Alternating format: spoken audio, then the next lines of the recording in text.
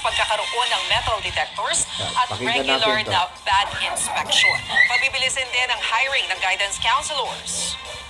Paliwanag ni Education Secretary Sani Angara, hindi dapat baliwalain ang mga pagbabanta sa eskwelahan. Pwede raw maharap sa parusa gaya ng expulsion, suspension at dismissal ang mga mapapatunayang sangkot. Kamakanan lamang ng masawi ang 3 estudyante sa pamamaril sa Tacloban City sa Leyte. At kasunod ito ay ilan pang karasan o banta ng karasan ang naiulat sa iba pang paralan. Kanina sa Quezon City, nagkaroon po ng banta sa isang paralan dahil may namaril daw at nanaksak. Kaya't nagpanik ang mga estudyante at magulang. Nato po pahayag ni Secretary Angara. It's very alarming. It's very alarming. And we're not just looking at short-term measures like making our schools safe and yung security arrangements. Sabi ko yung internal arrangements, yung pakikisalimuhan natin sa mga bata, yung making sure they're part of a community. Sa ngayon, nakikipagtulungan na ang DepEd sa PNP at sa DICT para maimbestigahan kung may tao o grupong nasa likod ng sunod-sunod na insidente ng school violence. Unang lumabas sa pagdinig ng Senado na may indikasyon na impluwensya umano ng international syndicate ang Tacloban shooting. Sa panig naman ng Department of Justice, aminado itong wala pang batas laban sa violence grooming o pag-uudyok sa kabataang gumawa ng karahasan. Sabi pa ng DOJ, kailangang pag-aralan kung dapat mapanagot sa ilalim ng Anti-Terrorism Act ang mga nasasangkot sa walang habas na pamamaril. Pakinggan natin ang sinabi ni Justice Undersecretary Nicholas Felix T. Isang mga consequence yan ay ang bata may tuturing na terorista, no? Para siyang NPA, para siyang abuser. Handa ba tayo may ganung tatak na ibibigay sa mga bata na to? Patuloy naman pinag-aaralan ng Cybercrime Investigation and Coordinating Center ang pag-iigpit sa violenting online games. Nakikipag-ugnayan na sila sa mga psychologists at cybersecurity experts tungkol sa issue nito. Ito po ang pahayag ng CICC. Hindi naman natin sasagkaan, di ba? O kaya papatayin yung industriya. Mahalaga yan eh. Pero dapat nating tiyakin na yung ating mga kabataan naproprotektahan. Yung sinasabi ng DepEd, dapat daw bantayan ng gusto yung exposure ng mga bata dun sa online screening. Although matatandaan natin na una nang nagpatupad ng total ban ng cellphone dyan sa may Dumanhog sa southern Cebu. Tapos ang sinasabi nga ng LGU, kapag ka daw nakita na gumagamit ng cellphone, i-confiscate pag nakita sa school, isasauli by end of school year na. So dun medyo alanganin yung Malacanang. Well, yung bantayan talaga begins at home. In the Yes, same way that a lot of exactly. the safeguards that you want to put in place, they all begin at home. Yes. You do not devolve that responsibility to the school. Eh, iba na kasi ngayon eh. Parang kung minsan ginagawa na, sige, kumain ka na yung mga bata. Tapos para ma-convince mong kumain, ang pang-convince mo yung on-screen na panahon para makakain. But anyway, O ginagawang yaya yung social media. yes, ginagawang yaya yung social media para ma-convince na kumain yung mga bata. Pero ang isang ipinupuntubok ng PNP, ang hirap kasi na tig-itig-isang police o personnel, security personnel per school. Sa bawat eskwelahan. Kasi sa dami ng public schools, paano mo babantayan lahat yun nationwide? Oo. Tsaka, gawin lahat ng pagtitigan. O yun na nga. Eh, hindi naman terorista yung mga estudyante yan eh. So, that's also very complicated. One more thing before we move on. Experts have also pointed out that we have to be very careful kung paano natin nire-report itong mga balita ng mga banta. Lalo ng mga banta sa social media. Yes. Kasi iba nagbabanta sa social media, pampabibo, pampasikat, o kaya, para copycat. So, Ang gagaya. so as a general rule, hanggat hindi siya confirmed, we usually suggest that the threat not be aired. The authorities be informed, but the threat not be aired. That way, hindi siya nagiging pampakilig sa mga bata. Nakaka-impluensya sa mga Pero the authorities should be informed about it so that they can take action. ayun. But the public does not have to know until it's resolved. Mga kapatid, Ed Lingaw po, maging maalam at may pakialam sa mga napapanahong balita Okay. sa tuloy natin mga kaibigan, ano?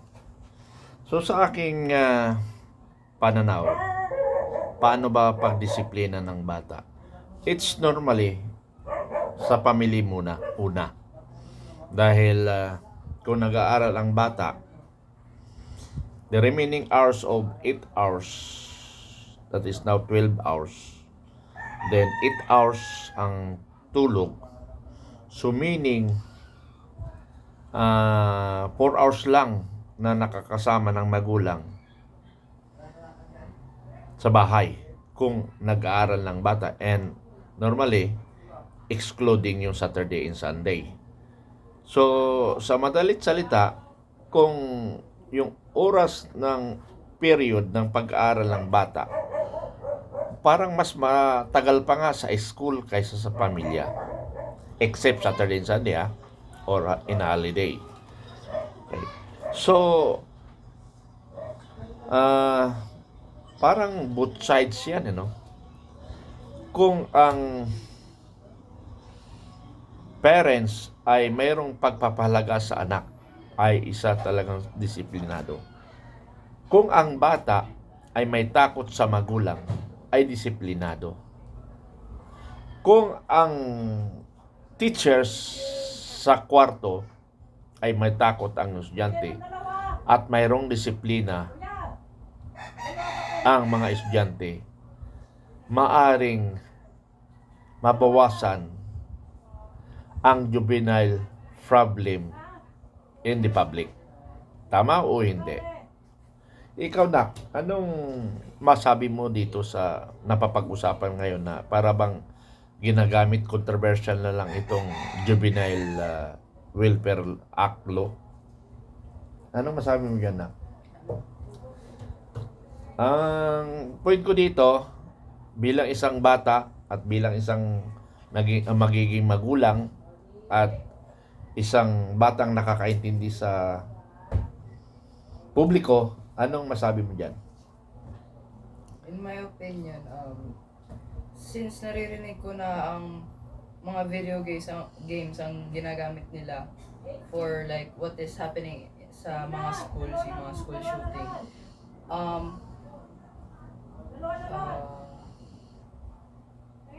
I think ang may sala dun yung mga magulang kasi in the first place, bakit sila nagka-cellphone? Sa cellphone naman kasi nakukuha ang mga video games. Kaya kung magsi-cellphone yung mga anak, kailangan gabayan ng magulang for safety. So, hindi sila ma-influensyan kung ano nakikita nila sa online. Kasi yung online, pwedeng magandang at resulta niyan, pangit. Ang maganda, madali yung access nila sa mga educational things. And yung mga like bad, like misinformations, fake news, and other stuff. So, yeah, that's my opinion. Okay, napakinggan niyo yung opinion ng aking anak ng edad niya ay 14 years old, So, hiningi ko opinion niya, pero hindi ko nilagay sa camera kasi minor age. Para nanggagaling rin sa bata yung katwiran at nangyayari ito. So sinabi niya, unang sinabi niya ay nasa magulang rin. O bilang isang anak, nakikita niya na magulang pa rin ang nag-guide sa anak. Na minsan pasawa yung anak ko, na-realize niya na tama yung magulang niya sa sinasabi sa kanya. Because sa kanya na nanggagaling yung nangyayari na dapat ang magulang ay disiplinahin. Kaya nga sabi ko, nabanggit ko kanina na magulang, school, and the community. What I mean, and the community, and sa barangay. Barangay juvenile problem, di ba? So, mayroon ring impluensya ang barangay because of environment. Kung ang environment at walang takot ang mga bata sa pagpapatupad ng ordinansa ng barangay at ng national laws, wala pa rin. Pero balik pa rin tayo, magulang pa rin kasi hindi kayang gampanan ng ating otoridad para bantayan ang bawat Pilipino. Ang pulis natin nasa 200,000 lang. I think yung sa mga tanod, iilan lang yan. But the Filipino is 125 million, more or less. And sabihin natin, juvenile, nasa 50 million. So, hindi kaya talagang gampanan. So, dapat talaga, kaya nga dapat may batas na pag under 15 years old at nagkasala ang bata, kasama ang magulang. Kasama ang magulang na parusahan.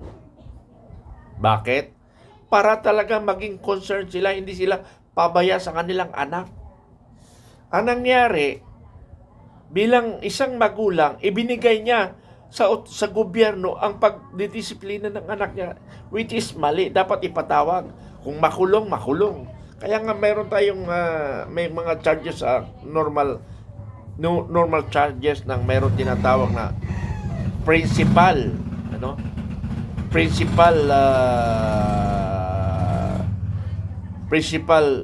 of the crime. Mayroong accessories to the crime and accomplice to the crime. So dapat ang isang magulang dapat magampanan nila ang kanilang responsibilidad ng anak. So, narinig ninyo, yung anak ko mismo nagsasabi, nanggagaling sa magulang ang pagdidisiplina sa bata. Sa bata na yun, tingnan natin yung ina, kung ano ang masabi niya. Ma, anong masabi mo dyan? Anong masabi ng kwan? So, wala siya. So, nakita mo, mga kasama, yung anak ko mismo nagsabi, nasa magulang ang pagdidisiplina ng kabataan. Huwag natin ibigay sa otoridad. Okay? Maraming salamat. Sana itong bagay na ito, sabi nga ni Mrs. ko dati, na kaninang maga, nabanggit niya na huwag na daw ilabas ito, mga bagay na ito. Dahil, lalo lang lumalakas ang loob ng kabataan because alam ng bata na hindi sila makukulong. Dapat ang unang pag-uusapan natin nga pala, o dapat nating aksyonan, yung juvenile and Justice Welfare Act. Yun yung sana unang baguhin natin, pag-uusapan doon. Habang hindi natatanggal yan, andyan pa yung mindset ng mga kabataan. So dapat yun muna ang unahin natin. Yung, kung hindi ako nagkakamali, is Republic Act 9344. Yun muna ang pag-usapan. Yun muna ang irebisa. Kasi habang hindi nare-revisa yan, nasa utak ng bata na pwede siyang gumawa. Kahit katulad nito, narinig nyo, nangyari sa Quezon City, nangyari sa Cebu. So marami pang susunod yan. Sa Batangas. Marami pang susunod yan because naging controversial it because also on social media and media, mystery media. So sabi nga ni Miss ko kanina na dapat hindi yan pinag-uusapan sa social media. Gawin ng aksyon. Mag-usap na. Huwag nang, kung maglalabas mo sa social media, dapat limited. Very limited ang statement natin, ang naratibo natin. So that the child, hindi makapag-motivate ng maling aksyon sa bawat Pilipino. Maraming salamat mga kababayan kong Pilipino.